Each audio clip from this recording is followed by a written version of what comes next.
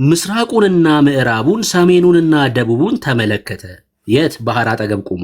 እዛዝ የኢትዮጵያ ሕዝብ ኃጢአት በፊቱ ተገልጾ ታየው። የኢትዮጵያ ሕዝብ በሙሉ ኃጢአተኛ እንደሆነ ተመለከተ የሰውዬ። እሺ ስለ ኢትዮጵያ ኃጢአት፣ ስለ ኢትዮጵያውያን ኃጢአት ምን ሊያደርግ ነው ይሄ ሰው? ወንጌል ሊናገር አይደለም፣ ሊዘቀዘቅ ነው። ተመልከቱ፣ ይዘቅዘቅ። እኔ በመዘግዘቁም ጥያቄ የለብኝም፣ መብቱ ነው። ከተመቸው ለምን 100 ዓመት አይደለም 1000 ዓመት ይዘግዘቅ። ችግራችን ግን ምን ጋር እንደሆነ ላሳያችሁ። የኢትዮጵያን ኃጢአት በፊቱ ተገለጠለት አየ ይላል አይደል? እሺ ከዚህ በኋላ ምንድነው የሚያደርገው ይህ ሰውዬ? አባታቸው ገብረ መንፈስ ቅዱስም ወደ ባህር ተወርውሮ ገብቶ በራሱ ተተክሎ ከዚህ ባህር እንዳልወጣ በያው ስም ማልኩ በእግሬም አልቆምም አለ። ወደ ባህር በጭንቅላቱ ተዘግዝቆ ገባ። ለምን? የኢትዮጵያውያንን ኃጢአት ለማስማር፣ የኢትዮጵያን ኃጢአት ለማስማር በጭንቅላቱ ተዘቀዘቀ። ቀጥል። ወደ አባታቸው ገብረ መንፈስ ቅዱስም ስምህን የጠራ መታሰቢያን ያደረገ እምርልሃለሁ የሚል ቃል እሺ ከሰማይ መጣ። ስሙን የጠራ ሰው በመዘግዘቁ ምክንያት እምርልሃለሁ። ይህ ኃጢአተኛ ህዝብ የሚማረው የአቡን ስም በመጥራት ነው ይላል። ከዛስ ብፁዓዊ አባታቸውም መልአኩን የኢትዮጵያን ህዝብ ሁሉ ካልማርክልኝ ከዚህ ባህር አልወጣም አለው። ከመሆን የኢትዮጵያ ህዝብ ካልተማረ በሱ መዘግዘቅ ማለት ነው። ወዳጄ 1000 ዓመት ተዘግዘቅ አልኩ።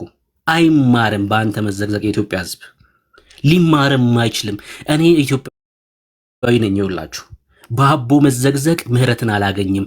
የዘላለም ሕይወት ያገኘሁት የዛሬ 4 ዓመት በክርስቶስ ኢየሱስ በማመን ከጨለማው በማምለጥ ነው። የጌታ ደም ነው የቀደሰኝ እንጂ የአቦ መዘግዘቅ አይደለም። የኢትዮጵያን ህዝብ ሁሉ ካልማርክልኝ ከዚህ ባህር አልወጣም አለው። እሺ እስከ 100 ዓመት ድረስም ተዘግዝቆ ኖረ። እኔ ቅሬታ የለብኝም በመዘግዘቁ። 100 ዓመትም አይደለም 1000 ዓመት ይዘግዘቅ ብያቸዋለሁ ቅድም። ከተመቸው ይዘግዘቅ። እውነቴን ነው የምላችሁ፣ መብቱ ነው። በመዘግዘቁ ግን የሚገኝ ህይወት አለ ስትሉኝ ያኔ ከእግዚአብሔር ቃል ጋር ትጋጫላችሁ። እሱን ነው ምን ጠይቃችሁ። ተዘግዝቆ የኢትዮጵያን ህዝብ አስማረ ስትለኝ ለዛውም እኮ የተወሰነ አካባቢ ላይ ደግሞ ምህረት አላገኘም። እኔ ያላንሳው ብዬ ነው። ይቅርሱ የሆነ አካባቢ ጠንቋይና ቡዳ ነው ተብሎ አልተማረም በሱ መዘግዘቅ። ኢትዮጵያን ሁሉ ሲማሩ ማለት ነው። ይቅርሱ። እሺ እስከ 100 ዓመትም ድረስ ተዘግዝቆ ኖረ። ከዛስ ስጋው ሁሉ አለቀ፣ ደሙም በባህር ውስጥ ፈሰሰ፣ ውሃውም ደም መሰለ፣ አጥንቶቹ እንደ በረዶ ነጭ ሆነው ታዩ ይላል። ከዛ አጋንንት ሲጣሉት ከአራቱ ማዕዘን ወደ እርሱ ይመጡ ነበር።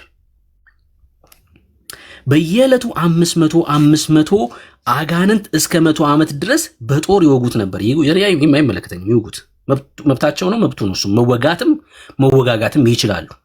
ለምን ወጉት አልልም። በየቀኑ 500 አይደለም 1000 ይወጉት። ግን በመወጋቱ ምክንያት የዘላለም ሕይወት ሰዎች አገኙ ስትሉን ግን ያመናል። እኛ ለምሳሌ ተወጋ የሚለውን እዚህ ጋር ጽፋችሁት ቢሆን እንደ ተረት እናነብላችኋለን፣ ስቀን እናልፋለን። ከታች እንደሳቁት ሰዎች በመወጋቱ ምክንያት የዘላለም ሕይወት ወይ ደግሞ ኢትዮጵያን ተማሩ ስትሉን ደግሞ በክርስቶስ ደም መቀለድ ስለሆነ ያንገሸግሸናል። ያን እንጠይቃችኋለን። በየዕለቱ 500 አጋንንት እስከ 100 ዓመት ድረስ በጦር ይወጉት ነበር። እሺ ስለታም በሆኑ ድንጋዮች ይቆርጡት ነበር። ከመጀመሪያው ሰማዕት እስጢፋኖስ ምንወደው ዲያቆን ማለት ነው። ሐዋርያት ሥራ መጽሐፍ ምዕራፍ 7 ላይ እስጢፋኖስ እንዴት ነው የሞተው? ስለ ጌታ ስለ ክርስቶስ ኢየሱስ እየመሰከረ ጥርሳቸውን እስኪያፋጩበት ድረስ ማለት ነው። ኢየሱስ እያለ ከዛ ማራቸው እያለ ሞተ እስጢፋኖስ። እሱን አግኖ ይናገራል። ከእስጢፋኖስ ጀምሮ እስከ መጨረሻው ሰማዕት ቀጥል ብሩክ። እሺ ሊቀ ጳጳስ ጴጥሮስ እንደ እርሱ የተጋደለ ሰው የለም፣ እንደ አቦ ማለት ነው። ኧረ ወዳጄ በመዘግዘቅ ምናምን ከሆነ እነሱ ግን ወንጌልን በመናገር በመስበክ ከሆነ ጫፋቸው ጋር አይደርስም። ይሄኛው የሆሊውድ አክተር ነው። ተዘቀዘቀ፣ ጨረቃ ላይ ወጣ፣ ፀሐይ ላይ ተራመደ። ይሄ በቃ ቅዠት ነው የሚነግረን። እነዛስ እስጢፋኖስ ኢየሱስ ክርስቶስን አሳልፈው በሰጡት አይሁዳውያን ፊት ስለ ክርስቶስ ኢየሱስ አዳኝነት፣ መሲህነት፣ ብቸኛ የሆነ የእግዚአብሔር ልጅነት ነው የመሰከረው። ይሄኛውስ ይሄ ሆሊውድ አክተር ነው። ተዘቀዘቀ ነው። ፀሐይ ላይ ተራመደ ነው።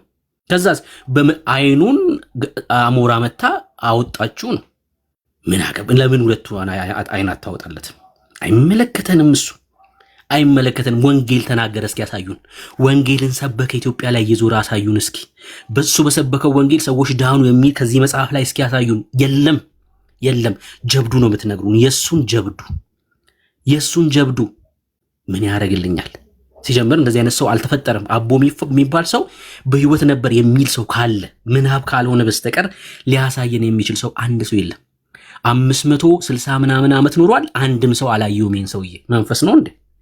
500 ምናምን ዓመት የኖረው ሰው አላየውም። ታዲያ የታይተ ነው ታሪኩን የጻፍከው ገድሉን የጻፍከው? ሳትመለከተው ማንም ሰው አይቶት አያውቅም። ምግብ በልቶ አያውቅም። ልብስ ለብሶ አያውቅም። ሰው አይቶት አያውቅም። እና ስለ መንፈስ ነው የምትነግረን? በዚህ ሰውዬ አማካይነት የዘላለም ሕይወት ይገኛል ይላል መጽሐፉ። እንቃወማለን። ከዚህ በኋላ ይላል ተመልከቱ። ጌታችን ከባህር ዳር ቆሞ ወዳጄ ገብረ መንፈስ ቅዱስ የኢትዮጵያን አላችሁበት እዚህ ውስጥ አይደል? ኢትዮጵያውያን ናችሁ እናንተ። የኢትዮጵያን ሰዎች ሁሉ ምሬልሃለሁና ተነሳ ውጣ አለው። ከ100 ዓመት መዘቅዘቅ በኋላ ይህ ተምራችኋል። ትስማማላችሁ ወገኖች ክርስቲያኖች? በአቦ መዘቅዘቅ ተምሬያለሁ ብላችሁ ታምናላችሁ? እስኪ ከእግዚአብሔር ቃል ላይ ያሳዩን። ሰዎች ተዘቅዝቀው ለሆነ ወገን ምህረት ይገኛል የሚል መጽሐፍ እስኪ ያሳዩን ከእግዚአብሔር ቃል ላይ። ከእግዚአብሔር ቃል ላይማ የለም። እንደው በታሪክ አሳዩን፣ ችግር የለውም። በታሪክ በሆነ ክፍለ ዘመን ላይ እንደዚህ ብሎ ያስተማረ ሰው እስካለ እስኪ ያሳየን። የለም በጭራሽ። የኢትዮጵያን ሰዎች ሁሉ ምን ይላል ቀጥሎ? ምሬልሃለሁ ተነስ ውጣ አለው። ያን ጊዜ አባታቸው ገብረ መንፈስ ቅዱስ ያሰበው ስለተፈጸመለት ደስ እያለው ከባህር ወጣ። አጥንቶቹ እንደ መርፌ ቀዳዳ ተበሳስተው ተገኙ። ጌታችንም መላ ሰውነቱን በእጁ ዳሶ ምንም እንዳልደረሰበት እንደመጀመሪያው ጤነኛ አደረገው። ከዚህ በኋላ ወደ ምድረ ከብድ ሄደ። ቀጥሎ የሚናገረውን ነገ አሳያችኋለሁ። ቀጥሎ የሚያወራውን እዚህ ጋር እስኪ ትንሽ እናውራ። በሱ መዘግዘግ የኢትዮጵያ ሰዎች ሁሉ ተምረውልሃል። አሁን ይህን የተናገረው ማን ነው? ጌታ ክርስቶስ ኢየሱስ። ይሄ ግን ኢየሱስን መሳደብ አይደለም? መሳደብ አይደለም ወይ? ኢየሱስን መሳደብ አይደለም ወይ? ይሄን ተናገር የተባለው ጌታ ነው። እሺ አንድ ኢትዮጵያዊ ሙስሊም ሰውዬ በአቦ እኮ ምሬሃለሁ ብለኸኛል፣ ለምን እንደው ሲኦል ምትከተኝ እንዴት ትዋሻለህ ብሎ ይጠይቀው ጌታ ነው። አንድ ኢቲስት ሰውዬ እኔ እኮ ኢትዮጵያዊ ነኝ፣ በአቦ እኮ ምሬልሃለሁ ብለኸኛል፣ እንዴት ሲኦል ትከተኛለህ ብሎ ጌታን ይጠይቀው? እንዴት ትዋሻለህ ይበለው?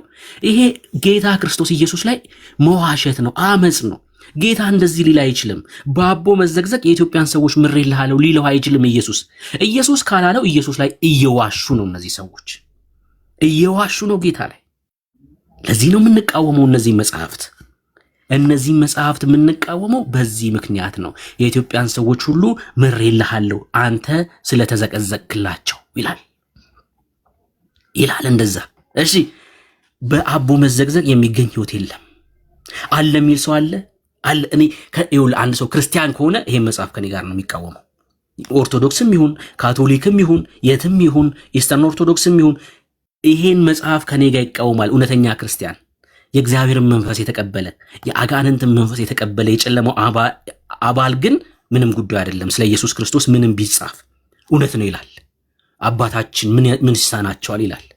አባታችሁ አዎ ይሳናቸዋል። የዘላለም ህይወት በእሳቸው ተጋድሎ ማግኘት አይቻልም። ለምን? ቃሉ የሚለው የዘላለም ህይወት ልጁ ክርስቶስ ኢየሱስን በማመን ስለሆነ። 4 ነጥብ። አለቅ።